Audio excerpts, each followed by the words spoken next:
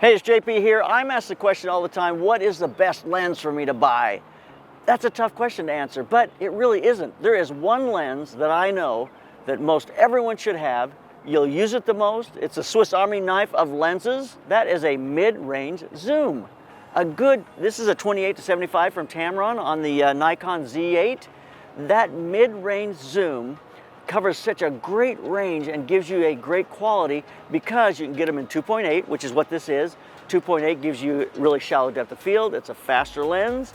It also gives you a wide range. Go to 28, which is more landscape, more open if you're doing buildings downtown like we are here today. It gives you a wider view to be able to shoot, but you also get to the other end of it. At 75 with Tamrons, you now have a 75mm lens that is very close to a portrait type lens.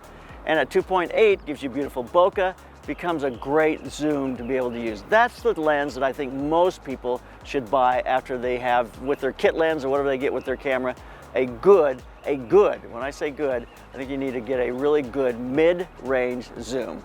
I think this is the lens I've carried with me the most. I carry it when I travel. I shoot on set with it a lot of the times. It just becomes a go-to lens because it has a great range that works quickly, and it allows me to get the shots I want and not have to change my lens often. So I think it's fabulous. So let's look at the range of a mid-range zoom. We were shooting downtown this morning as the sun came up. We're at the row, and we started out with a 28mm. So here's downtown on a 28mm. Now I went to 35. Now we're gonna go to 50. It's gonna bring us in a lot closer. Then we're gonna go to the 75. So there's 28 to 75. That's quite a range. It gives you a lot of options, which allows you to be able to work, like I say, from that landscape to more portrait. So looking at those images should help you understand what you get with a mid-range zoom.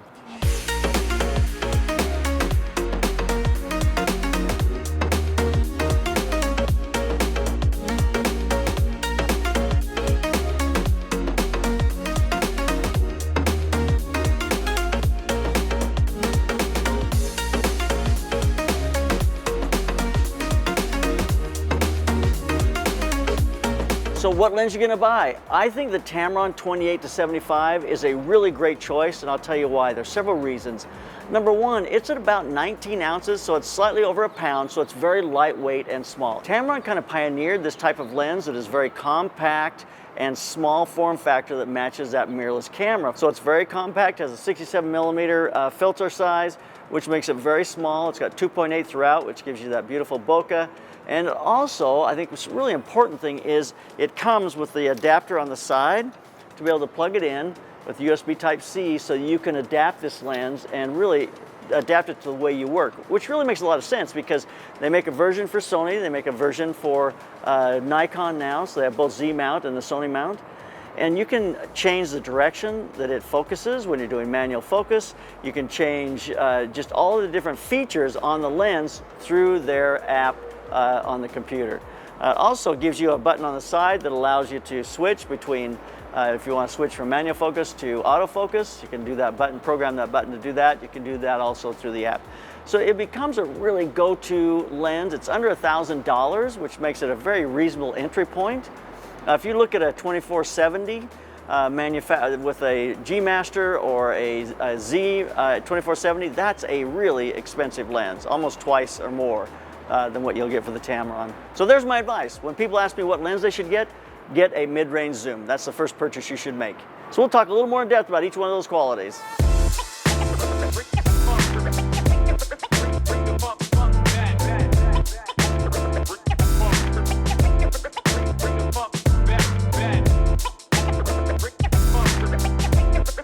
So probably the most important reason you buy a lens is because it's sharp. Well, this certainly delivers on that. It has 17 elements and 15 groups.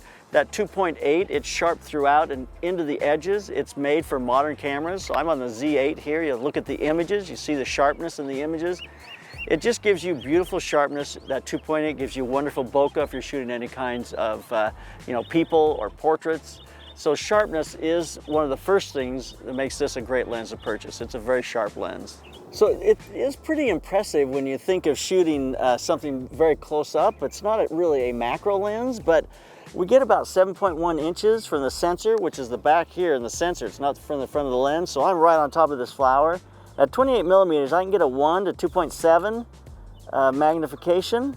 So I wouldn't consider it a major kind of macro lens, but if I'm shooting like a ring for a wedding, I mean, this is way more than adequate to get a super tight shot of ring, couple rings, those kinds of things. So it really gives you some macro capabilities that makes this lens not just great on the kind of mid-range, but also gets in closer. So this lens comes in at $999, so it's under $1,000.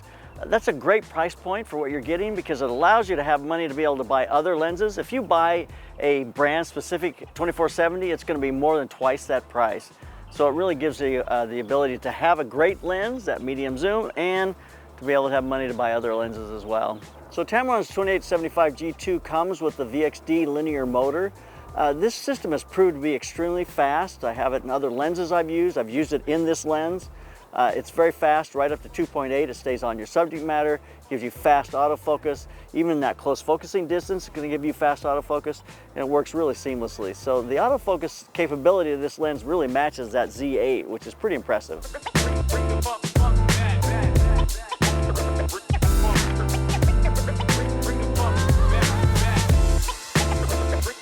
You know, as Tamron moves into this Z-Mount area, there is some things that are very interesting because Nikon, or Z-Mount, focuses the opposite direction of Canon. And so with the new lenses, you have the ability with the USB port to be able to plug this in and to be able to update the lens or to change the focus direction or do a lot of different things you'll need for video. You can change it from linear to non-linear manual focus, which is really nice. So you have the option to change this to be able to adapt it to what you're doing. It even has an A/B point to be able to give you two different points to focus. You can use the button on the side to be able to change that focus point. It's just a lot of different things in that Tamron lens utility that allow you to program the lens and adapt it to how you're working and what you're doing.